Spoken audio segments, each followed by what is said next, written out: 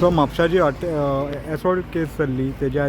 तांकां एक्युजांक जे 4 जाणांक रिमांडाक हाडिल्ले एक्झॅक्ट कोर्ट कितें जालें कोर्टान पळय 4 एक्युजांक अरेस्ट केल्ले ते अरेस्ट केल्ले एक्युजांक पयलो रिमांड 5 दिसाचो दिल्लो तो रिमांड आयज एक्सपायर जालो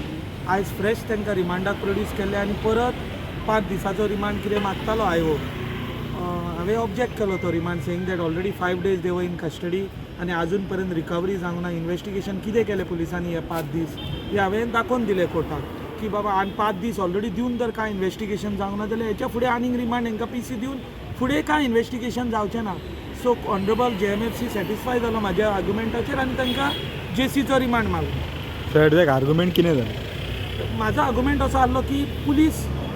पोर्ट्रे करतना एकूच इन्सिडंट करता ताका 2 इन्सिडंट आहा आनी आमी ऑलरेडी कंप्लेन फायल केल्या म्हाज्या क्लायंटांनी तेंचेर along with CCTV footage so तो फॅक्ट कोर्टाच्या नोटिसीक हाडूंक ना आनी हांवें मेमो करून ते कंप्लेन आनी फुटेज प्रोड्यूस केली रेकॉर्डाचेर as of now during remand contention एकूच आहलो why police custody is required or why custodial interrogation is required म्हाजो ग्रावंड एकूच आहलो की ऑलरेडी 5 दीस दिवन तांकां इनफ टायम दिलो पुलिसांक इंटरोगेट करपाक अजून काय इंटरोगेशनान तेंच्या मेळूंक ना रिकवरी काय जावंक ना सो आनी कस्टोडियल इंटरोगेशन दिवपाचो प्रश्न ना सो ह्या पॉयंटाचेर